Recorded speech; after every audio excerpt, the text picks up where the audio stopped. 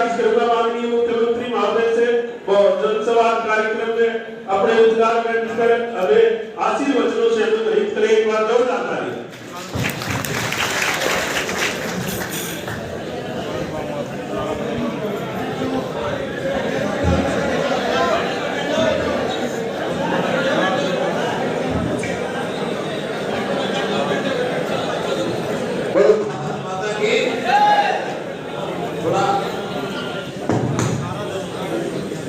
Security वाले थोड़ा side में जाओ। वासी बुजुर्गों, नौजवान साथियों, हमारी बहनें माताएं इधर बैठी हैं।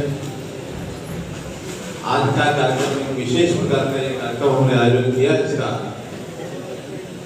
कि इस विधानसभा के जितने भी प्रमुख गांव हैं उनमें सब में अपनी जनता जनार्दन से मिला जाए, उनसे बातचीत की जाए। कल से ये कार्यक्रम शुरू हुआ है। कल करक कला, करकपुर, फिर उसके बाद कलिंगा, कलिंगा से चांद, फिर भिवानी, फिर बलियाल, तिगराना, तिगराना से धनाना, धनाना से गोरखपुर से वानीखेड़ा, वानीखेड़ा से बलियाली। और मुझे लगता है यहाँ ही विधानसभा शुरू हो जाएगी, आगे तो शाम शुरू हो जाएंगे। तो इस पूरे कार्यक्रम में मेरे साथ अपने इस विधानसभा क्षेत्र के विधायक श्री विशंबर वाल्मीकि जी लगातार साथ हैं। हमारे मोहनलाल कौशिक जो इस इलाके के जिनको इंचार्ज बना रखा यात्रा के भाई से वो विधायक हैं। आज हमारे एक और विधायक हांसी से विनोद भियाना जी भी आपके बीच में पहुंचे हैं। पार्टी के हमारे जिला अध्यक्ष श्री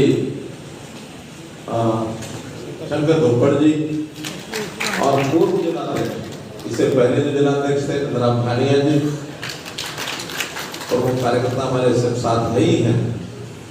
और यहाँ बलियाली के हमारे बहुत पुराने लोग, मक्कड़ साहब सोलर मक्कड़ इसी गांव के रहने वाले है ना। भिवानी में बहुत अच्छे काम में आप चुके हैं। राजकुमार मक्कड़ जी हमारे साथ सरकार में जुड़े हुए हैं, चेयरमैन है वो। तो ऐसे बहुत से लोगों से पुराना परिचय है। लेकिन ये जो समाज का कार्यक्रम रखा है इसका एक हेतु मैं बता देता हूँ। और हमने इसके लिए जितने पैसे गांव को जो उनका हिस्सा बनता है सबको दे दिए। अगर इन्होंने प्रस्ताव पारित करा दिए होंगे तो पैसा उनका रिजर्व हो जाएगा, और नहीं किया होगा तो फिर अगले साल में आएगा, पिछला खत्म हो जाएगा। कर दिए कुछ प्रस्ताव पारित, 44,000 दे दिए, बहुत बढ़िया, ठीक है। सारा पैसा 66 लाख आएगा, सारा पैसा लगा दिया। इस गांव की आबादी है लगभग 12-13 हजार होगी, 13,000। अब देखिए 13 है कि 15 है, ये अब आपके मेरे हाथ में नहीं है। जितने परिवार पहचान पत्र बने हुए हैं उसमें जो आबादी गांव की होगी, हर आदमी के पीछे 2,000 रुपया है। अगर कहीं नहीं बनवाया हो किसी ने परिवार पहचान पत्र, तो सरपंच और सारे मेंबर मिलके पहचान पत्र बनवा लो, उतना ही आपका गारंटी ज्यादा आ जाएगा।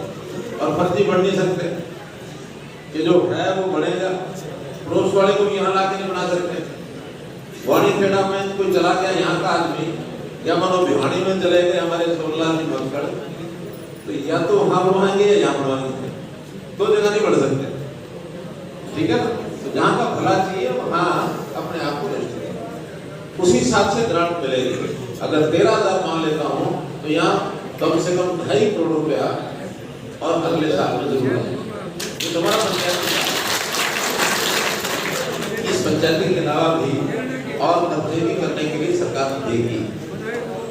पैसों की तो नहीं कोई कमी है। अगर कमी है तो अच्छा काम करने वालों की कमी है। अच्छा काम कराओ। अगर आपने यही टेंडर में अपने नजदीक के लोगों को भी ठेकेदार बनाना तो बना लो, अच्छा काम करे।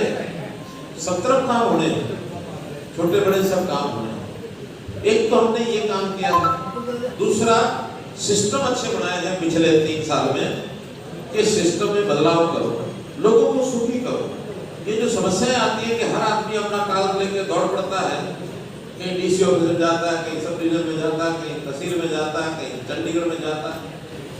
अगर ऑनलाइन सिस्टम में अपनी बात डाल दो, जरूर आपका हल होगा काम, घर बैठे काम होंगे, आपकी बात ठीक होनी चाहिए। और अगर ठीक नहीं है, सब जोर लगा लो, काम नहीं होगा। गलत काम का कोई रास्ता नहीं होने का। वो जो पहले थे ना, आप भी महिंद्रा करा के लाऊंगा और काट गाड़ी गलवाते 2-3 हजार रुपये खर्च करना, चंडीगढ़ लेके जाना, ट्रांसफर कराना मास्टर जी का, और फिर वापस आना। इतने में फोन आ लेता था कि तेरा जो ट्रांसफर हुआ था ना, वो कैंसिल हो गया।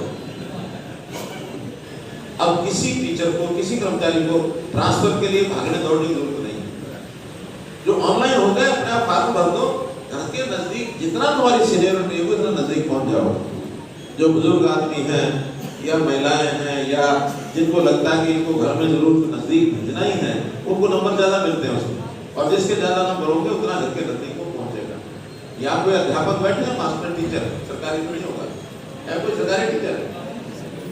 ऑनलाइन पॉलिसी ठीक है कि नहीं है?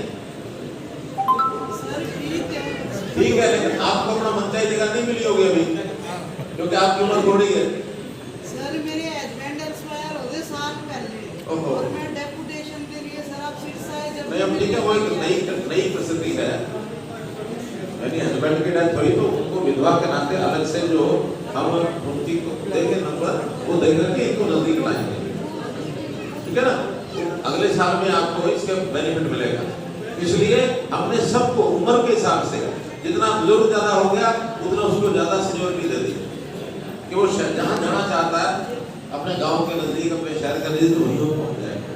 यही हम बाकी आखिर कर्मचारी को सुविधा में इसमें ना रखो, और कर्मचारियों के ऊपर हम कोई राजनीतिक तौर पर भी उनका उपयोग नहीं करते। पहले सरकारें क्या करती थी, अच्छा तेरी मरोड़ का खुला, अब किसी की मरोड़ करती नहीं। हाँ, काम ठीक करो, अगर काम नहीं ठीक करोगे फिर मरोड़ नहीं, फिर कुछ और ही काट देंगे, फिर नौकरी जाने की जरूरत नहीं है, घर जाकर बैठ जाओ, काम ठीक है। तो इसलिए सिस्टम ठीक किए, गरीब आदमियों की पहचान की हमने परिवार पहचान पत्र के माध्यम से, और गरीबों को सबसे पहले लाभ उनको मिलना चाहिए। और उनको लाभ देने के लिए कुछ लोग ऐसे थे जो गरीब नहीं थे, फिर भी उन स्कीमों का फायदा उठा रहे थे। राशन कार्ड बने हुए हैं, जिसके 2-3 मंजिला मकान है, जिसके घर में गाड़ी है, उसका भी राशन कार्ड बन रहा है। और जो गरीब आदमी बेचारा मजदूर है, उसका राशन कार्ड बना नहीं है। बहुत शिकायतें पिछले 12 साल में मिली, यानी 8 साल हमें मिली, लेकिन 2011 से ये राशन कार्ड बने, उसके बाद लगातार ये शिकायतें सुनते थे। हम विपक्ष में थे तब भी सुनते थे। हमने आगे कर दिया कि नहीं, एक डाटा इकट्ठा करेंगे, जिसकी आमदन साल की 1,80,000 रुपए से कम है परिवार की, उसका राशन कार्ड जरूर है। और इसलिए 12.5 लाख नए राशन कार्ड हमने बनाए हैं जनवरी में, इस जनवरी में। आपके गांव के भी जरूर कुछ ना कुछ नए बने होंगे। मुझे जो डाटा दिया गया है उसमें मैं आपको बताता हूँ कि इस गांव में पहले राशन कार्ड कितने थे, और अब जो है 2023 के मार्च में 1957 थे, 22 में, दिसंबर 22 में, और मार्च 23 में 2273 है, यानी 316 नए राशन कार्ड बने इस गांव में। गरीब को उसको खाने पीने के लिए अनाज चाहिए, और झूठ बोल के होगा तो ले दी जाएगा, तो कितना झूठ बोलेगा, 5,000 के साल, यानी एक महीने में 400 रुपए बचते हैं, 20 रुपए किलो ही बचता है। और 20 किलो ना जाता होगा, जैसा परिवार में 4-5 आदमी होगा, 400 रुपये महीना साल का कितना होगा, 5,000। इस 5,000 के लिए अपनी जुबान खराब करो, अपना माथा खराब करो, बजाय इसके कि अपनी अच्छी कमाई करके बिना मांगे आगे बढ़ो। अब एक तो कमाई बढ़ा करके आगे ऊपर उठो, और एक अपने आप को गरीब दिखा करके और मुफ्त मांगो। कौन सी बात ठीक है? मेहनत करके, कमाई करके, पैसा कमा के आगे बढ़ो। गरीब का हक कोई मांगने जाएगा तो उसको गरीब भी दुआ नहीं देगा। हम हर एक को, और इसमें लिमिट भी अपनी बढ़ाई है। जिसकी परिवार की पहले 1,20,000 इनकम होती थी वही बीपीएल माना जाता था, अब 1,20 को हमने 80 कर दिया। 15,000 का नहीं। और उसके अंतर्गत लगभग 30 से 35 लाख परिवार ऐसे हैं, हमारी आधी आबादी ऐसी है जो इस श्रेणी में आ जाती है। जब ये ऊपर उठेंगे, कमाई करेंगे, उनका भी माथा ऊंचा होगा। स्वाभिमानी आदमी हमेशा आगे बढ़ने की इच्छा रखता है। ऐसे ही दूसरा कार्यक्रम हमने चलाया, आयुष्मान भारत। आयुष्मान भारत में जो गरीब आदमी है उसको 5 लाख रुपए का हेल्थ का, शरीर का बीमा, बीमारी के इलाज के लिए ये प्रधानमंत्री मोदी जी ने किया था। और थोड़ा सा इनकम के लेवल बढ़ा लें, इसमें और लोग जुड़े जाएं। हमने चिरायु हरियाणा लागू की और चिरायु हरियाणा में 14 लाख परिवार और जुड़ गए, 19.5 लाख परिवार हो गए, 30 लाख के लगभग। इसके बाद जिनकी आयु, जिनकी आमदन 180 से ऊपर थी, लेकिन 3 से नीचे थी, ऐसे बहुत लोग मिले कि हमारा भी जो खर्चा हो जाएगा तो बहुत ज्यादा होगा, भर नहीं पाएंगे, आप ऐसा करो इसका छोटा मोटा एक प्रीमियम बना के आधा सरकार खर्च कर ले, आधा हम कर। हमें बात समझ में आ गई, डिपार्टमेंट को कहा भाई एक आदमी, एक परिवार का एवरेज खर्चा कितना आता है? उन्होंने कहा ये 3,000 आता है। हमने कहा ठीक है, 1,500 रुपया लेना शुरू करो, 1,500 रुपया अपने आप भरेंगे, 1,500 में 5 लाख का बीमा तो उनका भी हो जाएगा। और ये करने के बाद 8 लाख परिवार आज ऐसे हैं जो इस बीमे को कराना चाहें तो वो करा सकते हैं, जिनकी आमदन 180 से 3 के बीच में। 1,500 रुपये देके 5 लाख का रिस्क ये खत्म करा सकते हैं। 125 रुपये महीना है, ज्यादा नहीं। नौकरी वाले भी जो ऐसे हैं, जो ग्रुप डी के, वो भी अगर इसमें शामिल होना चाहते हैं। वैसे जो ग्रुप डी के पक्की नौकरी वाले तो कवर हो जाते हैं सरकारी उसमें, लेकिन कच्ची नौकरी वाले HKRM के हैं, या कोई आंगनवाड़ी हैं, या कोई आशा वर्कर हैं, या इस टाइप की जो आउटसोर्सिंग पर लगे हुए हैं, उनकी आमदन भी कम होती है। इनको भी कहा कि 125 रुपये महीना कटाओ और 5 लाख रुपए का कभी भी जरूरत पड़ने पर आपको पैदा हो जाएगा। अब आपके गांव में जो इसका लाभ उठाया, जिन लोगों ने आयुष्मान कार्ड, 7,876 लोगों के कार्ड यहाँ बनने हैं। अभी इस बन के बट गए हैं 4400 के बाद बाकी बट रहे हैं लगभग 3400 के। लेकिन फायदा उठाने वाले लोग जो बलियाड़ी के हैं, आसपास के जितने गांव अभी तक गया हूं, सबसे ज्यादा यहाँ के लोगों ने फायदा उठाया है। अब उसकी 2 बातें हो सकती हैं, या तो यहाँ लोग बीमार ज्यादा होते हैं, इलाज ज्यादा मांगते हैं, और या फिर होशियार ज्यादा है कि छोटी मोटी बीमारी भी है, चलो मौका मिला ठीक करा लो, फटाफट अस्पताल में जाओ, बहुत हो जाएगी। एक आंख का मानो मोतियाबिंद है, लगे आप तो दोनों का करा लो, ऐसा तो नहीं। फिर भी ये लाभ यहाँ के लोगों ने उठाया है। आपने में से कोई ऐसा है जिसने खुद इसका लाभ उठाया हो, या तो घर में परिवार में किसी ने उठाया हो इसका फायदा?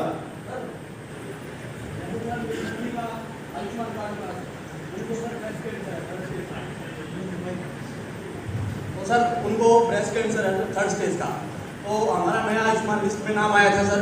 तो अभी हमने इलाज चलवाया हिसार हॉस्पिटल से, तो उसमें हुआ क्या, हमारा सबका कार्ड चालू था सर, पर मेरी मदर का जो है आयुष्मान कार्ड जो है ये बना भी हुआ है, पर उन्होंने बोला कि एक्टिवेट नहीं है।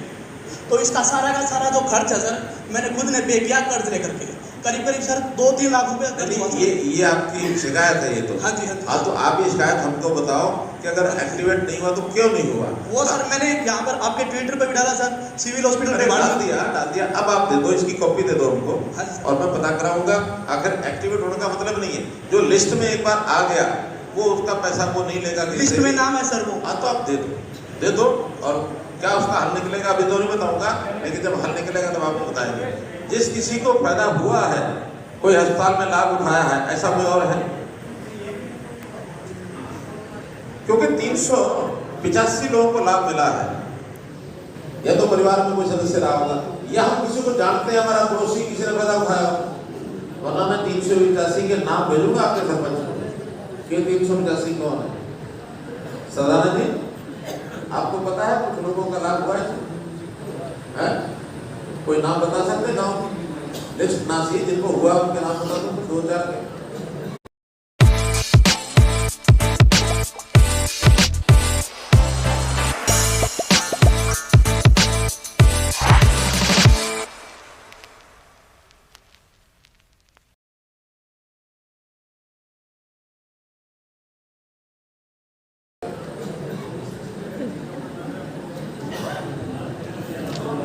हाँ बाबूलाल गाड़ी का, उसको फायदा हुआ, कितना पैसा लिया उसने? कौन कौन? मनोहरपुर ढाणी के कौन, नाम क्या है? मनोहरपुर ढाणी, उसको फायदा हुआ। और कौन है ऐसे आदमी? अच्छा, दोनों के बनवाई है, कोई पैसा लगा उसका? नहीं जी, कोई पैसा नहीं लगा। कोई पैसा नहीं लगा। तो मैं ये पूछ रहा हूँ ना, जिनको फायदा बताओ तो सही। वो एक बता रहा है जिसको पैसे देने पड़ गए थे, जो 385 की मैं बात कर रहा हूँ जिनको फायदा हुआ वो भी तो बताओ। जैसे एक किलो बताया, एक किलो बताया, और बहुत जानकार लोग ऐसे हो। वो में हुआ, फ्री में हुआ, फ्री में हुआ है। तो क्या नाम? क्या नाम है? जगमाल टोपी जी। जगमाल टोपी। हाँ जी, टोपी कपड़े धोता है जी। हाँ टोपी। हाँ टोपी। हाँ तो मेरा कहना गरीब आदमी इसमें से बहुत बचाव हुआ, नहीं तो कोई भी चाहे आपको अगर मैं सुनाता तो 50-40 हज़ार तक तो नहीं जाते। कोई भी बीमारी होती है अस्पताल तो जाओ तो समझो जेब कटेगी। ये एक बहुत बड़ा लाभ समाज के लोगों को हुआ। ऐसे ही ये जो हमने बिना पर्ची खर्ची के नौकरियों का विषय किया, 10,000 से ऊपर नौकरियां भिवानी जिले में लगी हैं। अगर गांव का मैं नाम लूं, बलियाड़ी की भी 56 लोगों की नौकरी लगी है बिना उसके। कोई है ऐसा जिसके परिवार का कोई आदमी लगा हो, आप जानते हो?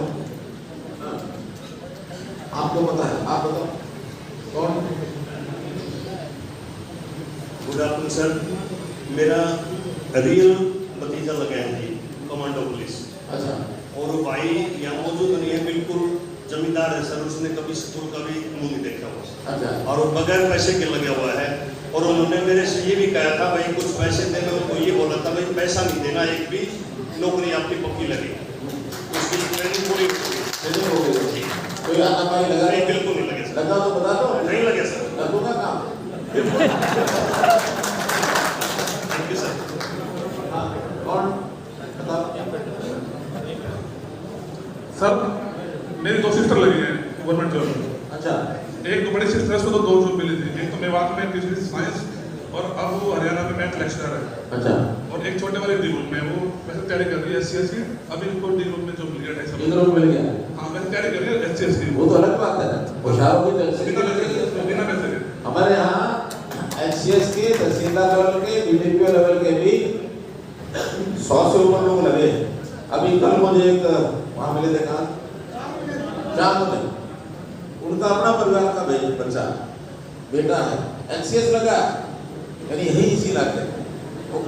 हाँ तो कुल मिला करके यहाँ तो कंपनी उसको इंटरव्यू देने जाता है, उसको घर पहुँचता नहीं है, तभी लेटर पड़ा के जा रहे।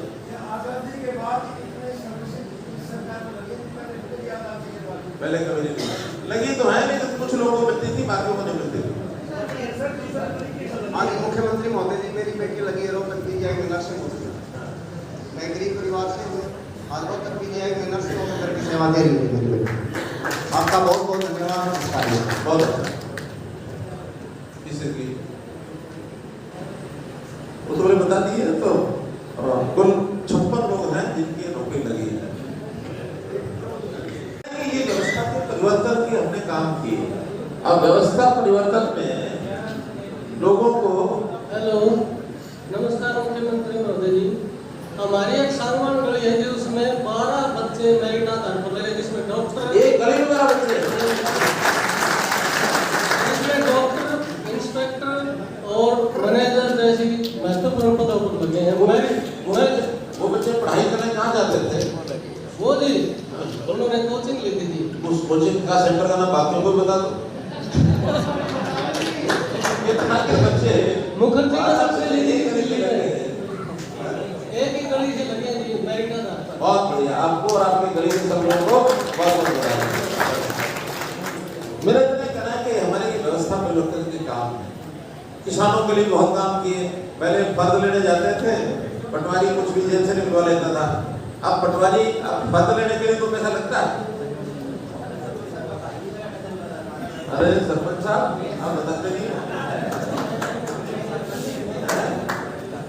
सर हमने किसी को चवन्नी भी नहीं दी। अच्छा। हाँ जी, अपने बलबूते पे लगाया हो। Very good. हाँ जी। चलिए मैं अगली बात कर रहा हूँ कि कोई किसान को फर्द लेने जाना पड़ता है, पटवारी को चौनी देनी पड़ती है।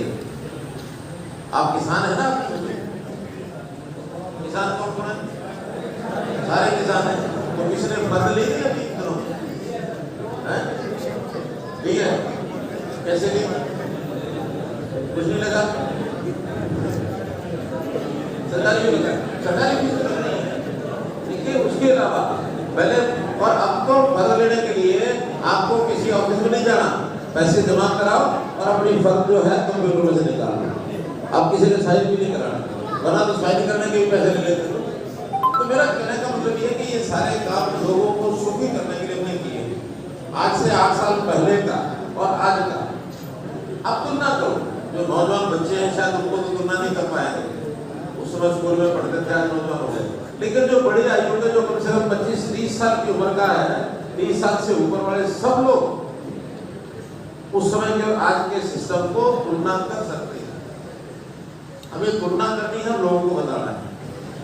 और हमने देखिए और बात बता रहा हूँ, हमने इसलिए नहीं किया कि हमने काम कर लेंगे इस प्रकार का तो फिर हमें वोट ज्यादा मिल जाएंगे, या वोट तो मिलेंगे, अच्छा काम करेंगे तो मिल ही जाएंगे, भरोसा हमारा। लेकिन क्यों किया? इसलिए किया कि हरियाणा के सारे लोग, ये हमारा एक परिवार है, और परिवार में कोई भी दुखी है, किसी के साथ भी अन्याय है, उसको दूर करना ही मनोहर लाल का काम है। अब आगे जैसे ज्यादा मेरा भाई जी बिजली विभाग में एसडीओ की पोस्ट पे लगे थे। बताइए, अब आधा घंटा मैंने बोलना था, मैंने बोला। अब एक 20 मिनट का समय मैं आपको दूंगा। आप में से 5 या 6 लोग जो सामूहिक काम है, साझले काम, उनके बारे में कोई सुझाव हो तो बता देंगे।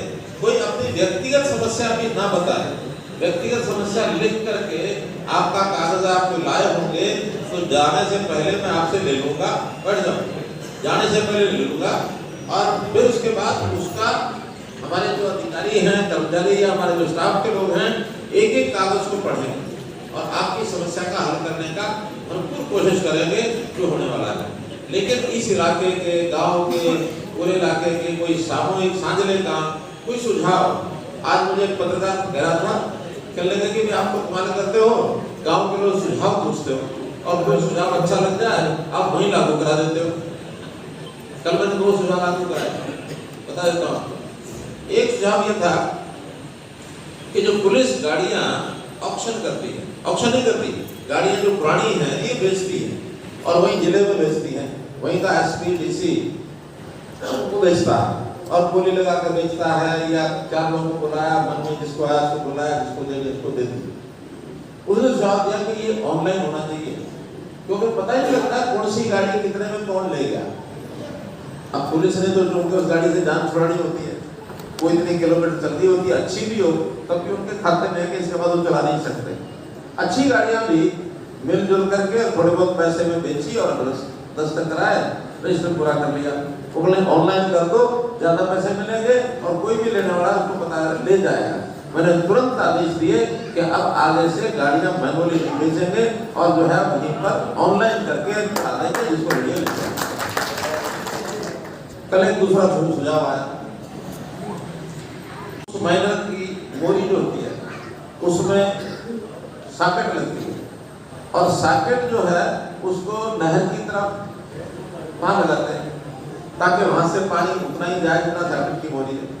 और कभी कभी उस मोरी में कोई बोतल फंस गई, कुछ और चीज फंस गई, तो पता लगने के बाद किसान को सर्दी के दिनों में अंदर जाके उसको साफ करना पड़ता है। सर्दी के दिन है, उन्होंने कहा कि आप ऐसा करो कि जो सॉकेट है वो नहर से जहाँ से पानी निकलता है वहां से मत डालो, बल्कि उसके बाद एक छोटे पाइप से आगे हौदी बना दो थोड़ा सा किनारे की तरफ, और उस हौदी में उस सॉकेट पे लगाओ और उस सॉकेट में कोई चीज फंसेगी तो यहाँ हौदी में आदमी झुक कर उसको निकाल लेगा, पानी के अंदर नहीं जाना पड़ेगा।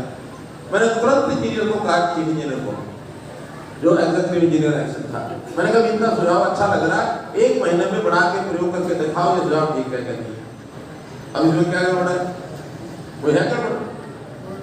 आखिर नहर के अंदर जाके साफ करे, इसकी बजाय थोड़ा सा आगे करके एक हौदी बना दे, पीछे से पाइप से पानी आए, उस हौदी के आगे सॉकेट लगाओ और सॉकेट जो है जितना पानी भेजना उतना भेज दिया, बल्कि उस सॉकेट को उसको हल्दी को ढक भी सकते हैं, रुक जाए, ढक्कन हटाया और जो उसको सॉकेट को साफ किया, चलने लग गया। किसान को सुविधा। अभी अनपढ़ किसान भी हमारा बता देता है अच्छे अनुभव। सुझाव तो कोई कहीं बैठा अच्छा आदमी अपने अनुभव के आधार पर दे सकता है। जरूरी नहीं है कि वो IAS के कमरे में चंडीगढ़ में बैठे हुए सारे लोग उनको सुझाव दिमाग में आते हैं। अच्छे सुझाव नहीं भी किसी के दिमाग में आ सकते हैं। हम हमेशा अच्छे सुझाव को इन्वाइट करते हैं। तो ऐसे कुछ 5-7 बातें आपसे मैं पूछूंगा, इलाके की हो, आपने कहना कुछ? हाँ, किस विषय में? सर, माननीय CM जी, गुड आफ्टरनून। मैं आपकी सरकार में युवा मोर्चा से महामंत्री हूँ। सर, आपकी काम की जो पारदर्शिता हमने देखी है वो बहुत ही सराहनीय है, लेकिन सर भवानी खेड़ा विधानसभा में माननीय विशंबर पार्क ने बहुत ही सराहनीय काम किए हैं। एक समस्या जो गंभीर समस्या है, आपसे 19 फरवरी 2021 को चंडीगढ़ में मिले थे, 21 जून 2022 को भिवानी में मिले थे सर। सुंदर नहर पे 45 गाँव जो टहल पे पड़ते हैं सर, 30 दिन के बाद हमें हमारा 1 सप्ताह जो हमारा हक है, पहले 2 सप्ताह चलती थी, लेकिन हम 1 सप्ताह पानी की मांग करते हैं, हमें वो समय पर पूरा मिले। और उसमें भी अभी 3 दिन मिलता है, 3 दिन नहीं मिलता। आज 32 दिन के बाद 42 दिन के बाद 3 दिन मिलता है, 3 दिन बंद हो जाता है सर। मुझे जानकारी मिल गई है। देखिए, जो देंगे पूरा 7 दिन देंगे। 3 दिन का मतलब है सोमवार शुरू हुआ, इतवार तक चलना है, सोम मंगल बुध चल के बंद हो गया, फिर अगली बार बारी आएगी, फिर सोम से शुरू करेंगे, फिर बुध के बाद बाकी तो सारे सूखे रह जाएंगे। भिवानी इरिगेशन की सर, देवेंद्र जी से बात करो, देवेंद्र सिंह से, कि ये समस्या इस नहर का, इसका जो ये बता रहे हैं उसका उदाहरण देंगे। सुंदरपुर पूरे 7 दिन चलेंगे। सुंदरपुर सब डिवीजन सर, सुंदर सब डिवीजन। दूसरा एक खंड सुंदर नहर से सर सिपर महेंद्र जमालपुर 20 साल हो गए उसका बने हुए, सिपर और खंडक महेंद्र थोड़ा सा पानी पे जाता है वो गिर जाता है सर। आपसे भी थोड़ा सा भी पानी आ जाता है तो टूट जाता है, उसकी रिमॉडलिंग करा कर आपसे भी 20 साल से ज्यादा हो गया। हाँ जी, ठीक है, उसकी रिमॉडलिंग करा के इरिगेशन की कोई आया ऐसी साहब बैठे क्या करेंगे? अभी पीछे वाली 3 क्वेश्चन है वो 20 साल पुरानी है, उसको रिनोवेट करने के लिए नहीं, वो तो कह रहे हैं, मुझे समझ में आ गया। योजना क्या है आपकी? सर तो कर लेंगे ना, उसका प्रस्ताव बन गया कि भेजना है? भेजना है। प्रस्ताव तुरंत बनाओ, तुरंत भेजो। देवेंद्र सिंह जी आजकल वो एडवाइजर इरिगेशन है, उनको मैंने अभी भी कहा है कि आप जो है एक प्रायोरिटी लिस्ट बना करके जो 20 साल पुराने चाहे वो खाले हैं और चाहे इस प्रकार के माइनर हैं, इनकी रिमॉडलिंग और खालों की मुरम्मत होनी, मुरम्मत नहीं तो नए बनाने का काम। लगभग 1000 खाले आज ऐसे हैं जो 20 साल से पहले के बने हुए हैं, बाकी इसके बाद बने, पहले वाले सारे रिपेयर होने चाहिए, उसका एक प्रायोरिटी बना के कोशिश। बहुत धन्यवाद सर। एक मिनट जवाब जी, जो खाद खड़े कर रहे हैं उनको आप बताओ, लेकिन ज्यादा नहीं। अच्छा है कि आप लिखित में सब देना मुझे, सबको समझ पाऊंगा सर जी। पहले तो मैं आपको वो तो ठीक है, पहले मलयाली के लोग बोलना, बार बार लिखित में देना। हाँ, बात केवल काम के जो आज काम के वो बोल जनसंवाद रैली के अभियान में माननीय मुख्यमंत्री जी और उसकी पूरी टीम बाकी बैठो, खड़े ना रहो, भीड़ ऐसा नहीं कर रही। यहाँ पर मेरी तरफ से और गाँव की तरफ से बहुत हार्दिक अभिनंदन करते हैं। माननीय मुख्यमंत्री महोदय जी, हमारी समस्या ये है कि जो हरियाणा सरकार द्वारा पायलट योजना चलाई गई थी, जो कि मूंग की फसल, बाजरा गत वर्ष बाजरा है, उसमें मूंग दलहन की फसल या तिलहन की फसल उगाई जाए तो उस पर 4000 रुपये अनुदान राशि मिलती है, जो कि इस वर्ष नहीं मिल पाई है। और कपास, देशी कपास पर 3000 रुपये अनुदान राशि मिलती है, वो इस वर्ष नहीं मिल पाई है। और दूसरी समस्या मेरी ये है कि हमारे गाँव वालों ने 2021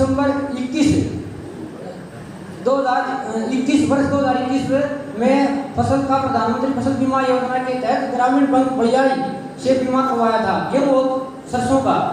उसका बीमा कंपनी ने क्रॉप कटिंग के आधार पर 6500 रुपया पर एकड़ बीमा क्लेम दिया, लेकिन 35 से 40 किसान इससे वंचित रह गए। उनकी कोई किसानों की कोई गलती नहीं, जिस समय पर बीमा करवाया, फसल रजिस्ट्रेशन भी करवाया। तो सुनो ऐसे केस की बात तो मैं ना पता कर पाऊंगा, नहीं बता पाऊंगा। ऐसे शिकायत आप मालूम बता रहे बैठे हैं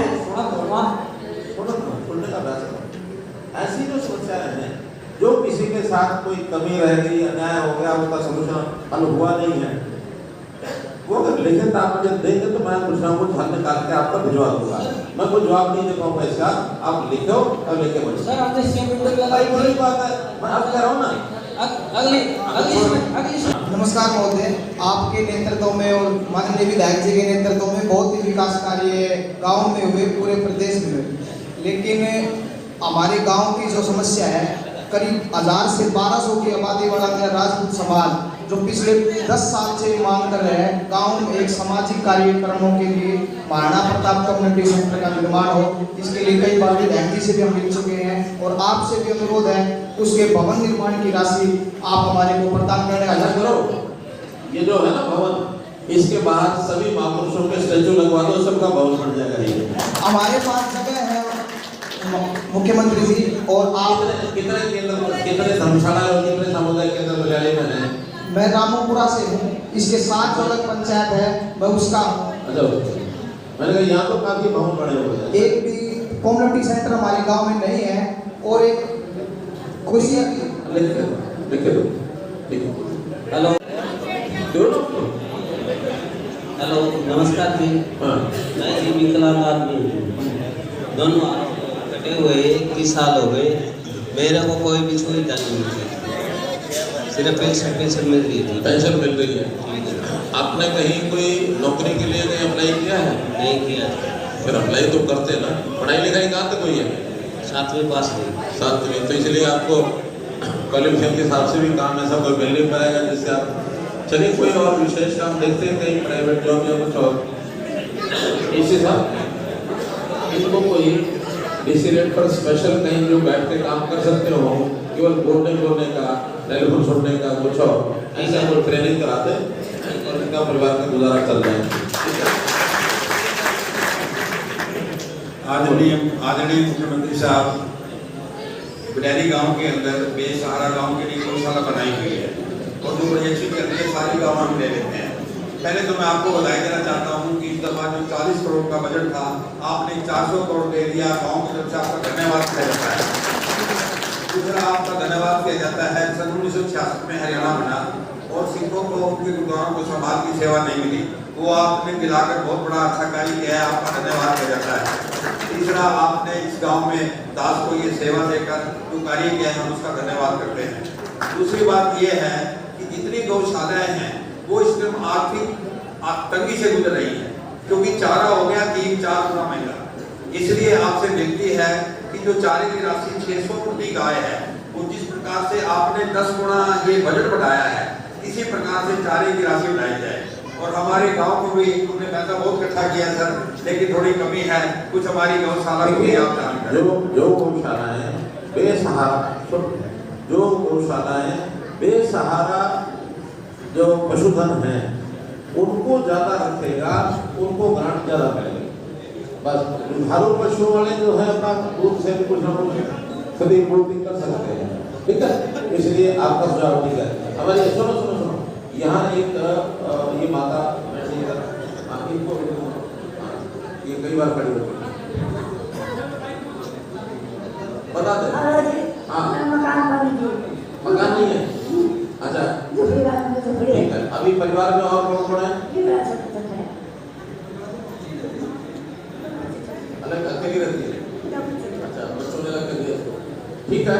कोई व्यवस्था इनकी तुरंत कराओ, फिर बाद में इनके लिए हम आश्रम की व्यवस्था सोच रहे हैं। जो अकेले बुजुर्ग है ना, ऐसे इनको सबको आश्रम में ताकि समस्या खत्म हो जाए। इनका खाना पीना भी, इनका रहना खाना भी, उसकी देखभाल कौन करेगा?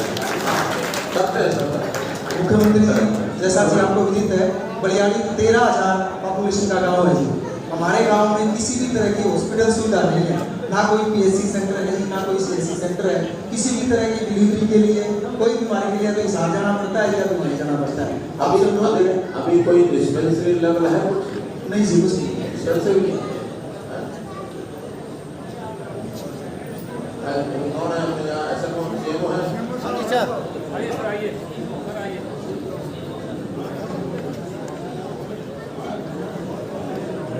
क्या यहाँ का कभी कोई ऐसा केस बना नहीं है कोई? नमस्कार सर, यहाँ हेल्थ वेलनेस सेंटर है ये, और इन्होंने जैसे डिमांड अभी दी है 5,000 जमीन दे दे, 4-5 कमरे का भवन दे देते हैं तो हम प्राइमरी हेल्थ भवन ये कहाँ से लाएंगे? कमरे के कोई दे दे सर, टेम्परेरी है भवनदार है। हम इन्होंने जो उसमें क्या बनाएंगे? डिस्पेंसरी पीएचसी क्या बनाएंगे? अभी तो हेल्थ वेलनेस सेंटर है। नहीं हेल्थ वेलनेस सेंटर 13,000 का बात है। आसपास और भी गाँव आसपास के गाँव को मिल करके हमने प्रस्ताव में दे दिया है, वो हमने पीछे रिपोर्ट भेज दी है किस बात की? कि ये आसपास के गाँव को मिला करके इन जो गाँव में जगह दे देते हैं तो ये प्राइमरी हेल्थ सेंटर बन सकता है, पीएचसी बन सकता है। हाँ जी, हाँ जी। ठीक है, इन्होंने प्रपोजल बनाया है, पीएचसी का बंद करते हैं। बहुत बहुत धन्यवाद। अब भैया सर, अब थोड़ा सा क्योंकि समय बहुत कम है, मुझे अगले गाँव में क्या एक समस्या है सर, एक नहीं समस्या तो है बड़ियाली सब माइनर पे हूँ सर। एक मिनट, सबकी समस्या हम लिखित में ले लेंगे। हाँ रजवाया पक्का बनवाना था सर हमें। ठीक है, अभी एक जगह और भी चले जाएंगे आप। रजवाया सर हमारा, जैसे मैं बलियाली सब माइनर पे हमारे खेत पड़ते हैं, आधा रजवाया हमारा पक्का हो गया था, जिससे हमें काफी लाभ मिला। मतलब किसानों को टेल पे पानी पहले से ज्यादा आने लगा, लेकिन वो आधा रजवाया कच्चा रहे, मतलब वो रिमोडलिंग का काम है। कितने साल हो गए बड़े भाई? बड़े तो 20 साल से ऊपर हो गए सर। ठीक है, जैसे 20 साल पहले का उस पहले रजवाए की बात है, इसका भी केस बना के भेजो और फिजिबिलिटी देख लेंगे उसकी। कई रास्ते